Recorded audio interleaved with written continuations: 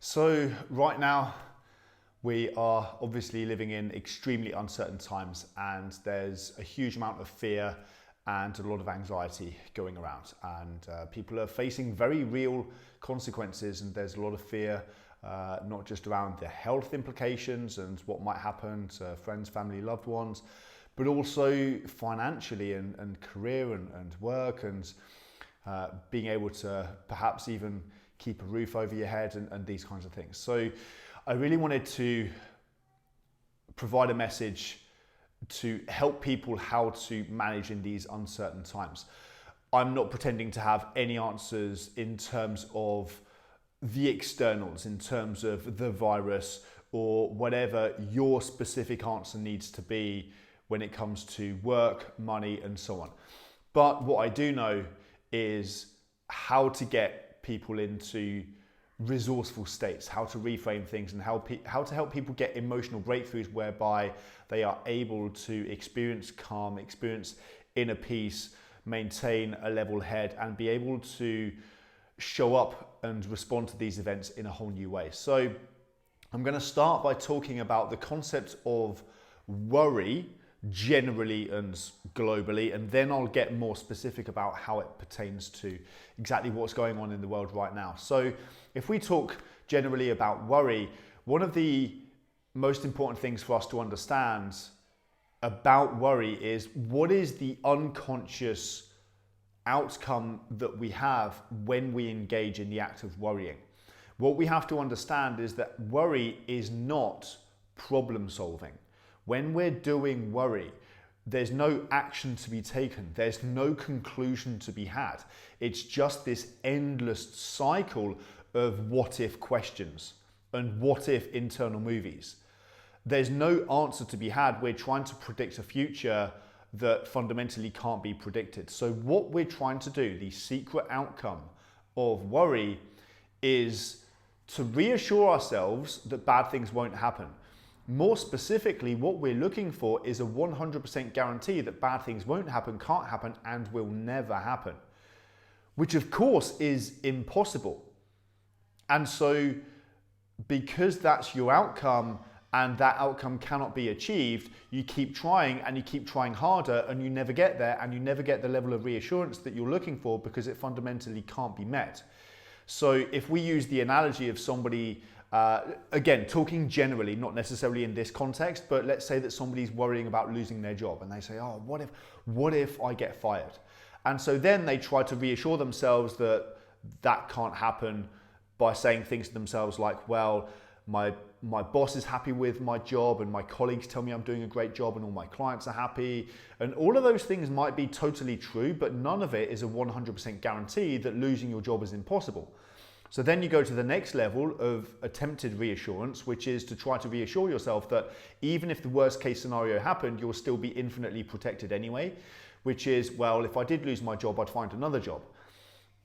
But the interesting thing about worry and the dynamics of trying to engage with your worries and do battle with your worries is that your worries can always win any argument, no matter how ridiculous or unlikely, with the words, what if?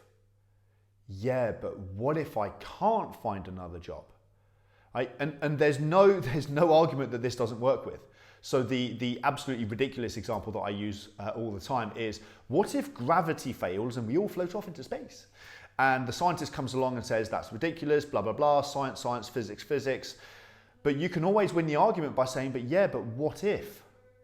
What if there's something in physics that hasn't been discovered yet, and there's some magical alignment of the planets and they all cancel each other out? What if? Right? What if? So again, what we have to realize is that we're not problem solving.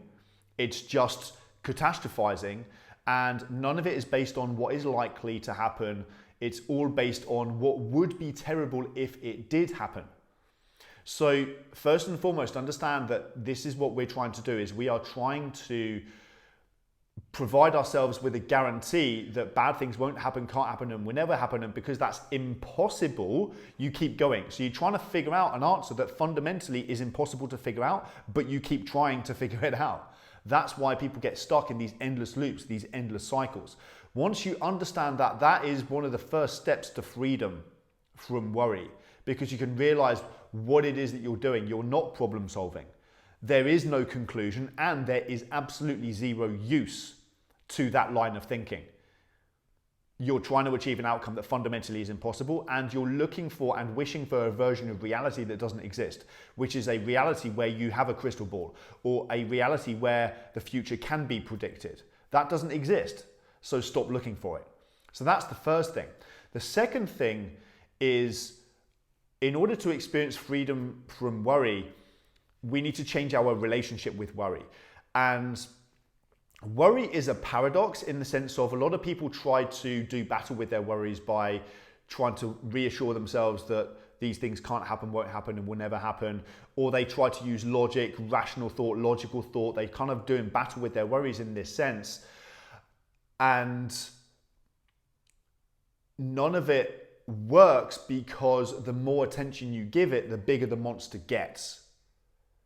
So instead, we need to create an entirely new relationship with worries. So whenever you notice yourself worrying, your outcome, very importantly, is never to get rid of the worries or any variation of those words, whether it be to suppress them, to negate them, argue against them, disprove them.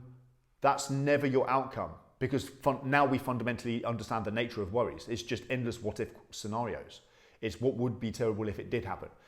So your outcome is never to get rid of them. It is just to accept them. Now, bear with me, because that might not sound like it's helpful to begin with, but it is critical to emotional freedom. So the analogy that I use for people is what I call the roadworks analogy. So imagine that you are in a meeting and there's roadworks outside, and it's noisy and it's loud and it's inconvenient. Now, that's less than ideal. You'd rather there weren't roadworks outside, but they are.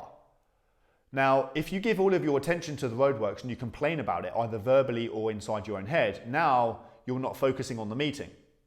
So instead, you need absolute clarity on what you're there to do, what your outcome of the meeting is.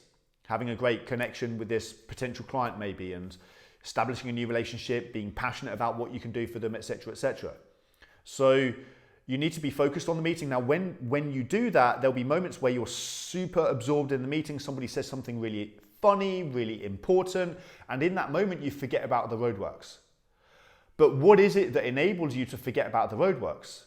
You have to accept the roadworks. If you don't accept the roadworks, you're going to constantly go back into wishful thinking, which is if only there weren't any roadworks, or complaining about why did I get seated here? Why do they have to be drilling at this time, etc., etc. Instead, if you completely accept the roadworks, of course, your attention is going to get drawn to the roadworks periodically. Maybe the volume changes, whatever. But when you notice that, you can acknowledge that the roadworks are there. It's not like you're going to stick your fingers in your ears going, I can't hear you, I can't hear you, I can't hear you, right?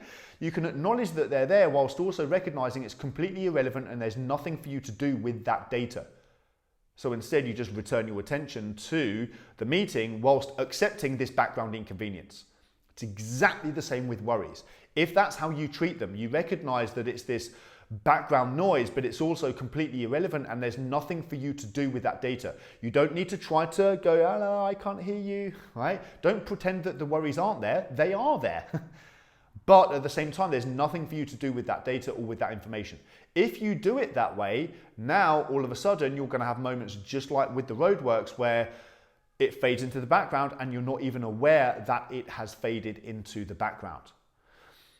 This is how we move through worry. Now, if we take that specifically to what's going on in the world right now, then this is not the same as apathy or burying your head in the sand and ignoring the problem. You absolutely need to problem solve. But remember, I mentioned that worrying is not the same as problem solving. Right? Problem solving is what are the actions that I am going to take. So based on the given information, you make a decision. I'm going to do X, Y, and Z. And in the absence of any new information, I don't need to think about that topic anymore at all. decision is made. I've already decided what I'm going to do or what I am doing. That's it. Decision's made. I can now turn my attention to other things. Now, again, of course, from time to time, your attention is going to get drawn to the roadworks, get drawn to the worries.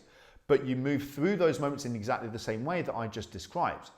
Now, in addition to this, there are going to be some problems that you are in the process of solving that are going to take longer than just one problem-solving session, so to speak. It might take a few days or a few weeks, however long, to figure out. But recognize the stages of this kind of problem-solving. We've got, imagine like there's like 3 stages where you've got stage 1 is brainstorming and information gathering. And then stage 2 is shortlisting, and then stage 3 is making the decision.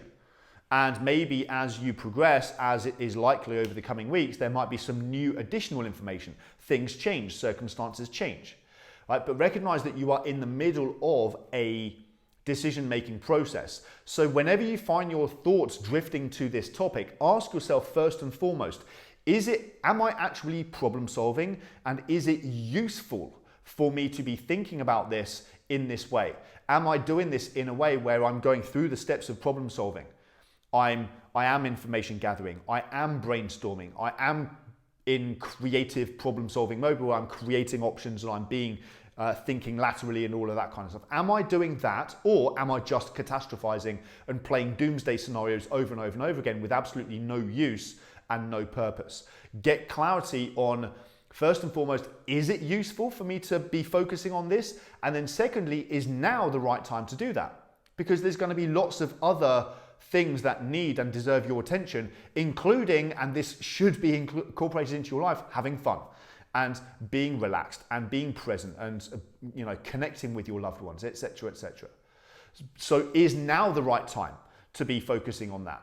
So now we have a very clear distinction between, am I problem solving and or taking action, or am I just worrying? And if I am problem solving, am I doing it at the appropriate times? Because if not, again, then we would move through it in exactly the same way that I just described earlier. You can recognize that, okay, there's just a bit of background noise there in terms of, my attention is getting drawn to these thoughts from time to time.